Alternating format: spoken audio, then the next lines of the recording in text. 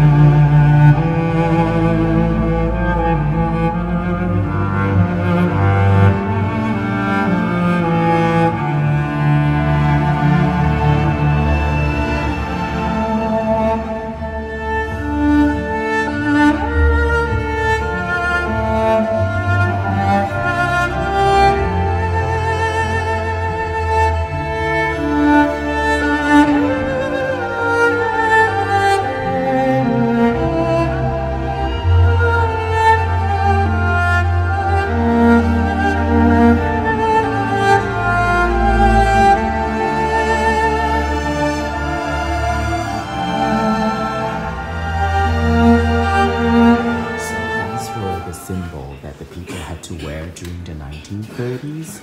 You have the homosexual wearing the pink triangle, and then you have immigrants. I guess that's political people who's wearing the red ones, and that's the Jewish symbol, I guess. So these were all have to be worn by people of those races and religions.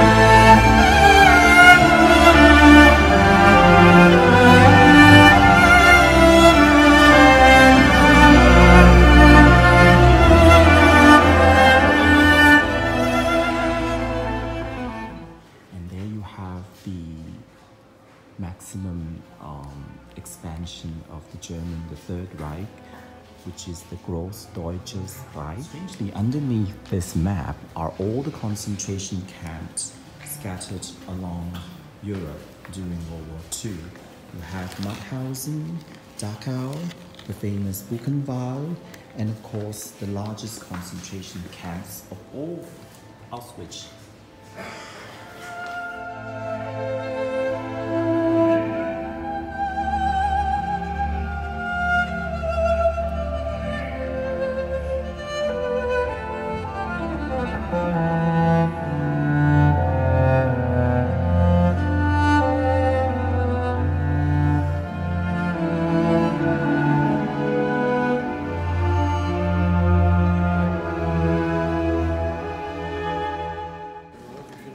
And this was the plan Hitler had for Nuremberg, in which he would host the rallying in the Congress Hall, huge Zeppelin field, and the German stadium. Roof over this huge hall. Second stop today is at the Palace of Justice here in Nuremberg, where the famous Nuremberg trial took place in 1945 until 1946. And in the words of British Judge Norman Burkitt, the greatest trial in human history. The Nuremberg trials were a series of military tribunals held by the Allied forces after World War II under international laws and the law of war. Originally, the city of Leipzig and Luxembourg was considered to be the place of trial, but the Russian wanted the trial to be held in Berlin, and the Allied forces of America, the British, and France did not agree. The reason why it was held in this building is because the Palace of Justice remained intact even though Nuremberg was practically destroyed by the air raids by the Allied troops. And of course the infamous Nuremberg Law, which was passed in Reichstag. And that's why I think they picked Nuremberg to have this very important trial.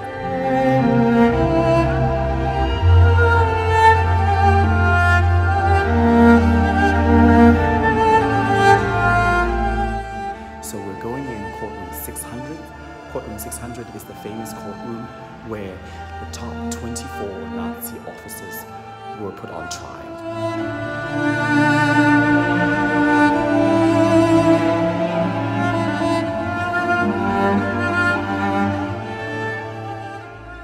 While the Nuremberg trial was of course set up to prosecute the top Nazi leadership, Adolf Hitler had committed suicide in Berlin in April 1945, and his propaganda minister, Joseph Goebbels, also committed suicide in Berlin along with his 6 children. So the next top Nazi leaders were Karl Dönitz and Hermann Göring. Karl Dönitz was sentenced to 10 years in prison and was released in 1956, whereas Hermann Göring was sentenced to death. He, however, committing suicide a day before his sentencing were to be carried out.